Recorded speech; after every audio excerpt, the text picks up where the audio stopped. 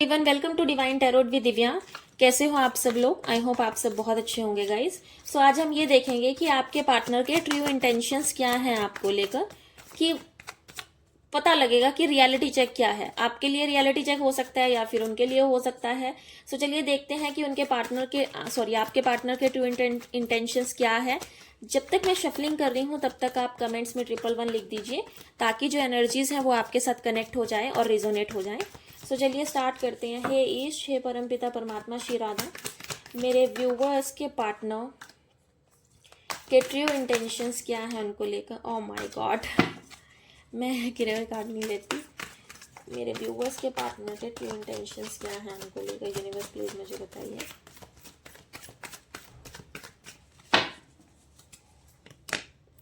The world, four of swords, king of swords, eight of swords. Oh my god, and the bottom of the deck is 3 of cups. भाई party चल रही है, मुझे ऐसा क्यों लग रहा है, कहीं ना कहीं पार्टी चल रही है, फंक्शंस चल रहे हैं, कोई गेट टुगेदर हो सकता है, या आपके पार्टनर कहीं गए होंगे, किसी फंक्शन में गए होंगे, तो वो सारी चीज़ें भी मुझे नज़र आ रही है। चलिए हम स्टार्ट करते हैं। अगर हम बात करें तो मुझे ऐसा लग रहा है कि नंबर 19 हो सकता है, नंबर 20 हो सकता है, नंबर 1 हो सकता है, नंबर 9 हो सकता है, number 3, number 8, number 4, number 15, number 14, number 5 हो सकता है। ये सारी चीज़ें मुझे नज़र आ रही है।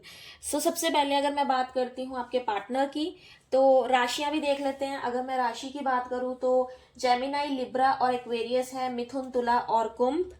और इसमें भी अगर मैं ज़्यादा हाई चांसेस बताऊं तो मुझे एक्वेरियस नज़र आ रहे हैं, कुंभ राशि काफ़ी हाई लेवल पे है। और दूसरा लिब्रा, लिब्रा भी हो सकती है, लिब्रा मतलब तुला राशि हो सकती है। और जेमिनाई भी है, मतलब तीनों राशियां मुझे काफ़ी स्ट्रांग नज़र आ रही है। दूसरा अगर मैं बोलूँ तो कैंसर, स्कॉर्पियो और पाइसिस हो सकते हैं, कर्क, वृषभ और मीन। और इसमें भी जो हाई चांसेस हैं वो कैंसर के हैं, कर्क राशि के हैं। जो आपको आपसे मैच होए तो वही रखना। ये जो एनर्जीज हैं, ये जो राशियां हैं वो थोड़ी हाई लेवल पे मुझे नजर आ रही हैं। सो चलिए स्टार्ट करते हैं। सबसे पहले देख लेते हैं क्या चीज़ें हैं, क्या नहीं है, क्या हो रहा है, क्या नहीं हो रहा। नंबर 19, नंबर 19 बहुत ही ज़्यादा मुझे नज़र आ रहा है, वो हो सकता है। नंबर 2 हो सकता है। देखो, ये पर्सन इमोशनली तो आपके साथ बहुत ज़्यादा कनेक्ट है, ठीक है।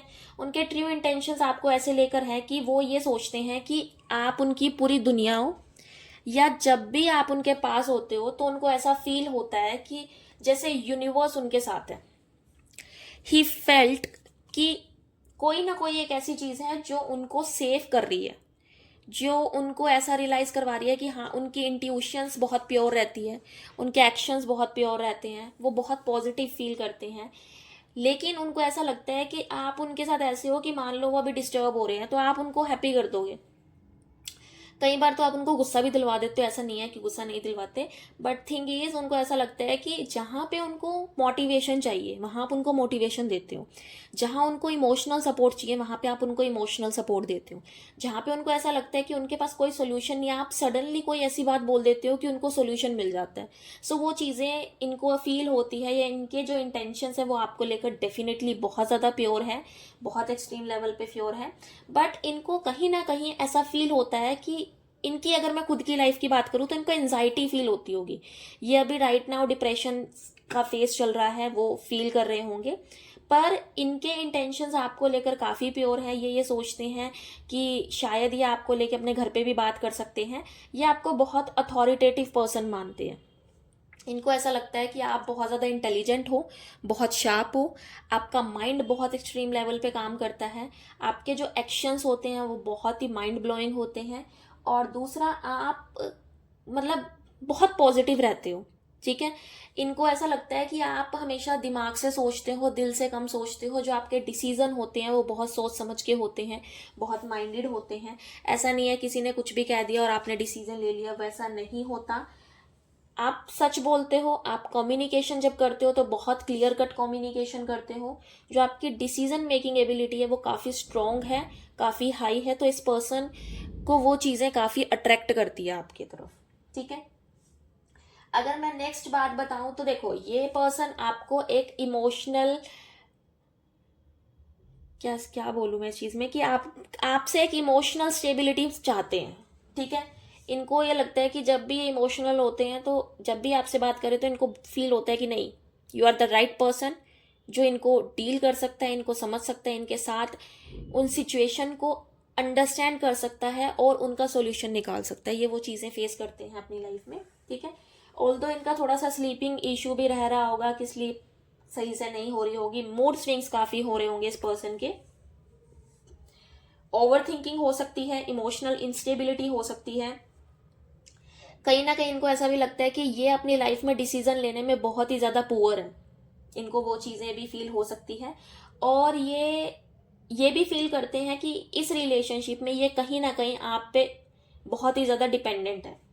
ठीक है, इनको वो डिपेंडेंसी फील होती है, और इनको ऐसा भी लगता है कि अभी हाल ही में कहीं ना कहीं ये ऐसा फील करते हैं कि ये आपसे डिस्टेंस तो नहीं मेंटेन कर रहे। वो शायद ये इंटेंशनली भी कर सकते हैं और अनइंटेंशनली भी कर सकते हैं, वो दोनों चीज़ें वेरी कर सकती है। ठीक है, मेंटल स्ट्रेस इस पर्सन का काफ़ी हाई नज़र आ रहा है मुझे, क्योंकि इनके इंटेंशंस आपको लेके प्योर है, बट इनकी लाइफ में जो चीज़ें चल रही है मैं आपको वो भी एक्सप्लेन कर रही हूँ, जो सारी चीज़ें हो सकती हैं। किसी ना किसी चीज़ का एडिक्शन है इनको, मे बी ये एडिक्शन आपका हो सकता है कि आपके बिना नहीं रह सकते, दिन और रात इनके माइंड में आप ही चलते हो। इनको ऐसा लगता है कि अगर आप नहीं होते तो इनको फील होता है कि कुछ मिसिंग है, चीज़ें कुछ सही नहीं हो रही। ठीक है, कुछ ना कुछ, तो इनको ऐसा लगता है कि कहीं ना कहीं अगर आप इनसे बात नहीं कर रहे तो इनको ट्रस्ट इशू होने लग जाते होंगे कि ये किसी और से बात तो नहीं कर रही, किसी और से कॉन्वर्सेशन तो नहीं हो रही, या किसी और के पास तो नहीं जा रही। तो वो सारी चीज़ें भी इनको नज़र आती है या इनके साथ हो सकता है। थोड़ी सी इमेच्योर थिंकिंग इनको लगती है कि आप कई बार ऐसा कर जाते हो कि इमेच्योर बिहेव कर जाते हो, जबकि आपसे एक्सपेक्ट करते हैं कि आप बहुत ज़्यादा मेच्योर बिहेव करो। वो चीज़ें भी हो सकते हैं।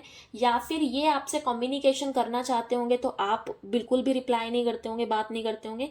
जब आप इंटरेस्ट लेते होंगे तो ये पर्सन आपसे कम्युनिकेशन नहीं करते होंगे। तो मुझे कम्युनिकेशन गैप आप दोनों की तरफ से नजर आ रहा है। ठीक है, कहीं ना कुछ मिसअंडरस्टैंडिंग हो सकती है आप दोनों के बीच में, और इस चीज़ को लेकर भी आपके रिश्ते पे कहीं ना कहीं इम्पैक्ट पड़ सकता है या कोई डिसअपॉइंटमेंट हो सकती है। ये चीज़ें भी आपको थोड़ी सी ध्यान रखने वाली है, जिसका आपको ध्यान रखना चाहिए।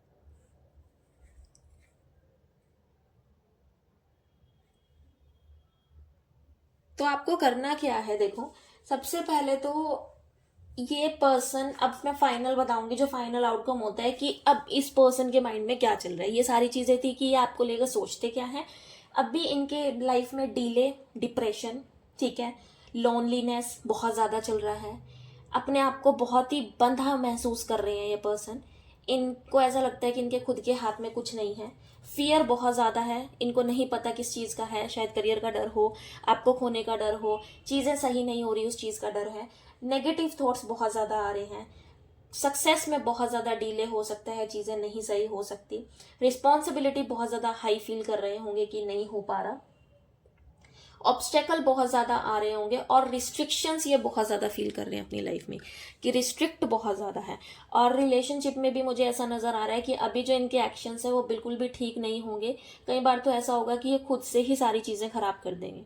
ठीक है, तो अगर आप इनसे कोई एक्शन की उम्मीद रख रहे हो तो मैं आपको सच बताऊं, आप बिल्कुल भी मत रखना, क्योंकि राइट नाउ ये पर्सन बिल्कुल भी रेडी नहीं है एक्शन लेने के लिए। और अगर ये एक्शन लेंगे भी तो वो भी गलत ही लेंगे, सही नहीं लेंगे, जिससे शायद आप हर्ट हो सकते हो। ठीक है, सो ये थी आपकी रीडिंग। आई होप आपको पसंद आई हो। लाइक शेयर सब्सक्राइब जरूर करना, कमेंट करना मत भूलना। Thank you so much.